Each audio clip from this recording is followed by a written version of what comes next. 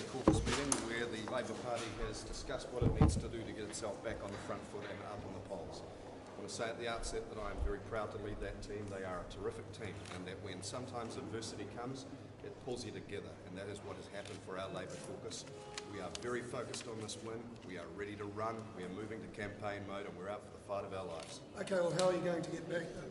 We're going to make a number of changes, which we've talked about. It wouldn't be proper to give all of the details through the media because we've got to inform our own candidates, but we'll be changing some of our internal systems, focusing on a narrower range of topics and messages, and making sure that all of our people at all levels are on the same topic at the same time. What do you mean internal systems? You've been doing something wrong, is it? Look, I'm happy to say I think there are improvements that can and must be made in the way that we've been doing things, including the way I've been doing things. So I'm going to lead from the top. I take responsibility for things I could have done better, and we're moving forward. Were you criticised for your holiday? No, I wasn't, but I think I'm happy to say that with the information that I now have about movement in the polls, which I didn't have when I made that decision, I would have made a different decision. So you wouldn't have gone on holiday? Certainly not for as long, although I was ill for 2 days. I didn't have much choice about that. What are the internal changes that you're making? For a start, as we move into campaign mode, I shift really from being a parliamentary leader to being a candidate on the road, and I'll be having the pleasure of the company of many of you up and down the country as we move into campaign mode. That'll mean that rather than being the leader in the office here, I'll be moving around with a team on the road, and we will have a rapid response team coordinating the office and the campaign headquarters in my absence. That'll be led by the deputy leader and the chief of staff, and they will support me in my role as leader as I move around the country. That apology, was that the biggest stumbling block? The apology? You're sorry for being a man? Oh look, on that, I don't resolve for a moment from the sentiment, which is that when you've got 1 in 3 women in New Zealand, the victim of domestic violence, that's an epidemic problem that we all need to think about. I want to be absolutely clear that at no time have I said or implied that all men are perpetrators. Absolutely never, and I don't think that, never did. I accept that the way that was quoted out of context and bounced was unhelpful, and I am determined that I will be extremely careful about the way I put things going forward. We have 8 weeks to go, and I'm going to be on message, on target, and on the front foot. So you're admitting you've got a couple of things wrong?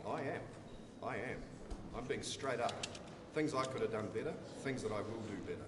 And I want to say really clearly that I am proud of my team because they have pulled together. They are 100% behind me and the people in New Zealand who need the Labour Party to do well, because the only way to change the government is by voting Labour with your party vote. That's how you change a government. That's how you get a new New Zealand.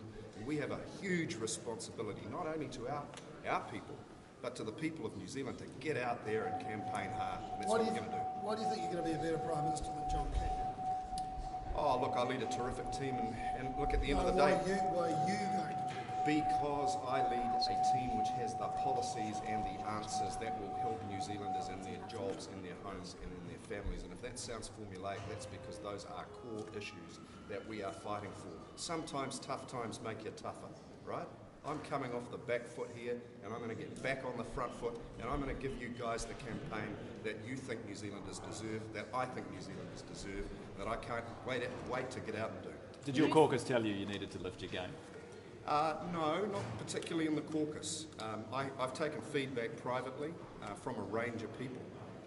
By the time we got to caucus, we'd talked about a lot of stuff. Our chat was about how we pull together from here. I put on the table some things that I think I can be doing better, and I'm fronting that with you. What's one of them? What one thing that you put on the table? Talk about a narrower range of issues. Anything else? Back to the core themes. It's kind of stick to the knitting, Paddy. Yeah. Stick to the Labour knitting, and make sure everybody hears the same stuff at the same time, so there are no doubt what we're on about. What do you make of all the criticism? Because one of the things, people have even criticised things like the red scarf that you've been wearing. Well, I must say, this is my first time through this process. I am continuously surprised at how the smallest things can be blown up. But I'm learning to deal with that, which means being careful at a micro level of detail that you don't have to do in any other job. So is the scarf gone? Is the red scarf gone? You know what? I reserve the right to put it back on occasionally, but it won't be on every day, Paddy. I quite like the colour red. Did you talk to your caucus about Sunday morning's story? Sunday morning story, yes. Let me say that I am 100% convinced that that story was not put in Sunday Star Times by an MP. that I trust my caucus. They are terrific MPs and they are honourable people, and we are working together to win this election. Are you disciplining any of your MPs? No, I am not. I'm not. I have spoken to several of them about staying on message and they understand the requirement. I'm not disciplining any MP for that because no MP was responsible. Why did you meet in Queenstown with a prominent New Zealander who's been on sex charges? Well, I am subject to the same rules around name suppression and judges' orders that you are. There is a suspicion that a person who asked to meet me and my candidate down there might be a person in that category. All I can say is, had I known that, if we did ask around, if there was any reason not to meet, we wouldn't have had the meeting. He's well known though. I mean, Well, it most wasn't of us well known, know, so but why didn't you? I should have asked you, Barry, shouldn't I? I will next time. Well, no, it's a fair point though that many people. We asked around, Barry, and we had no indication of any risk of that nature. Have you talked to the person you suspect of making those comments to the Star Times? I will keep that between myself and the person. So you just spoken. I have a reasonable idea who made it. Have you spoken? I'm not commenting. Is it someone who wants to be an MP for you? I'm not commenting on the identity of the person.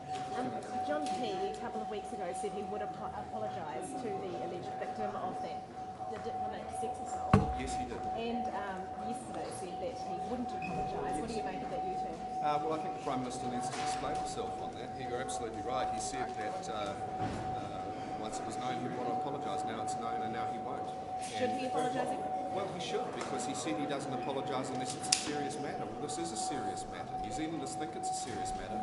Can he explain to New Zealand what part of this is not serious? What do you make of him changing his mind? Typical. Well, what are the narrower issues you're going to focus on? Jobs, homes, families. So what are the ones you're not going to focus on? Cosmetics and other stuff. So your animal testing policy? Our policy is our policy. So you're not going to talk about your policy? That's right, so I'm not going to answer your question. But that's valid policy. You can't say that's. No, we're not taking policy off the books, right? What we are doing is narrowing our range of releases, especially ones that I do at leader level, to ensure that they are closely focused on our core themes and our core messages. We will be doing a smaller number of larger releases to ensure that at all levels of the party and our communication system, we're all synchronised on the same issues at the same time. And it will never be perfect, but we want to make sure that it is closer than it is at the moment. So was Trevor Mallard wrong to release this? No. Trevor Mallard was not at fault at all. That was a collective decision to get that policy out at that time. We're just changing the way we do things. There's no problem with what Trevor did. Sorry if you've already been asked this again, but there was a policy announcement from the National Government today about local laws saying that you're setting up a task force for regulations around buildings and homes.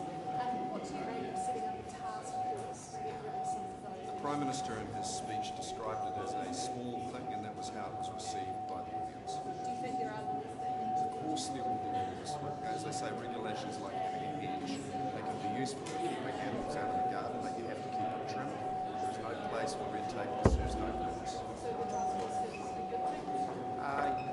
Look, it's not a bad thing, but in terms of what local government wanted to hear, it was kind of pretty small and not core. So the feedback we've had is that the kind of substantive partnership projects where we're going to be putting significant amounts of Crown capital behind breakthrough projects to improve jobs in our regions, the feedback I've had is that's much more what people want to be talking about. Do you think 15 years time the regulations will change? Well, it's always an ongoing job. A good government should always ask itself, is there red tape that can be removed? You should never have red tape for its own sake. Labor has, for example, offered the government bipartisan support for that part of the RMA amendment bill that will speed up processing of consents. And that's something practical that the Prime Minister would agree to and get it through in the next 2 weeks.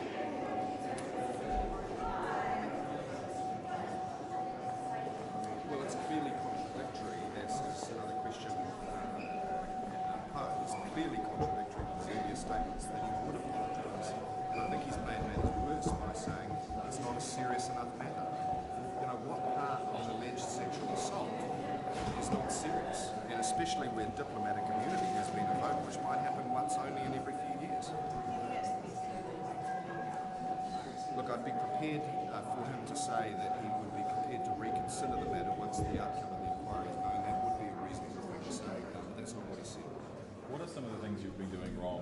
discuss the importance?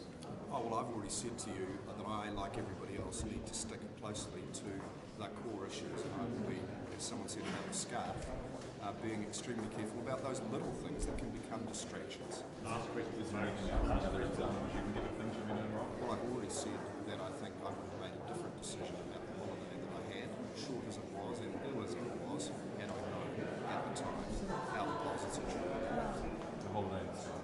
Did That's it. you want to I'm not saying that's an exhaustive list. Please don't put points in my mouth by giving me those as examples. Did you want to And we're on. Thank you very much, everybody. Okay.